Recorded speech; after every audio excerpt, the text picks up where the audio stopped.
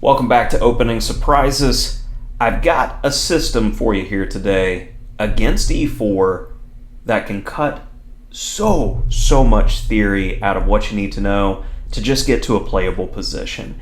And this is the type of thing that most players are looking for these days, is they don't want to have to study a lot or get trapped in some sort of theoretical position where they're going to lose quickly from a tactic. Now, with playing the modern, normally white has all of these very aggressive setups and options where they'll have knight c3 followed by f4 or f3 with the ability to play bishop e3, queen d2, castle, and throw pawns. They're easy and aggressive positions for white to play, and being someone who personally doesn't like to be on the defending side of an easy attack by my opponent, I was looking for something where we can trick them a bit. And before we get to the main event with knight c3, if knight f3, our star move is going to be d5, and we're going to force a concession in the structure one way or another. E takes d5 is going to be similar to our overall main line, where we can develop pretty naturally and normally. And if after d5, e5 is played, we're going to take out of the playbook of the French here to play against the d4 pawn. First with bishop g4, and then c5. We're going to remove the guard of d4, and then everything is going to be about playing against this structure as we've secured the center pawns on the same color as our bishop. So castles, cd, cd, e6. The only thing we have to watch out for here is knight b5, followed by knight d6. So we need to move this knight out of the way to be able to castle if knight b5, and we have a clear plan to pressure the d4 pawn. Black already has a very straightforward and effortless position, and if g4, we have the nice queen h4 for an aggressive and novel position. So that's pretty much it for the sidelines. Now for the main line. Knight c3. Don't want to allow white any of the fun here. We're going to play d5 straight away. Go ahead, take the pawn. If they take the pawn, we're able to play simply c6, get our pawn right back, and normally e4 players sign up for aggressive positions and castling queenside and having fun. This is the type of position where they're forced to just play a game.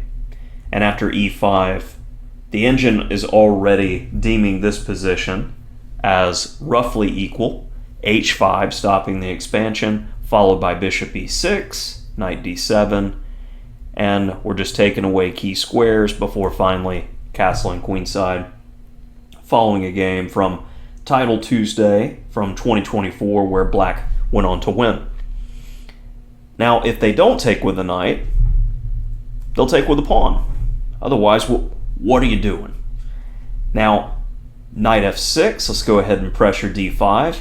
If they make simple passive moves like bishop e2 or knight f3, we'll simply take the d5 pawn back. So we can expect some move that is going to defend the pawn. But first, let's take a look at, say, knight f3. Well, we're just going to take back. And the key moment we're waiting for here is playing against the center, c5.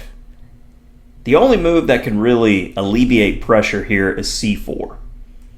Now we want to keep tension and keep our c5 pawn defended. Takes, knight c6. And though this position looks a bit dry, we've got a 2100 playing white against a 2488, and this is how quickly a 2100 rated player went wrong in this equal position. Queen d2, simple development, and after rook ac1, we've got a rook on the open file, already gaining time on the queen, and as the queen retreats, bishop e4, black's got some annoying pressure here that's built up seemingly out of nowhere. So if you're fine with playing these types of positions, this very much may be the opening for you. Now coming back to repeat moves, because I often like to do this, when showing a new variation to help ideas sink in, our key move to kick things off is d5, followed by pawn takes. We go after that pawn, weakness on d5. So let's say if white plays bishop b5 check, knight b to d7, followed by castles, and we're looking to play this idea knight b6. If at any point in time white gives away the bishop pair, we're happy because we're already getting compensation, and that's one less piece that is going to be defending d5. And after rook e1, a move we're often looking for is bishop g4 to pin the knight. We finally get our pawn back, and this is the type of position, the zeros that we're playing for, where we've got an imbalance. We got room to press here.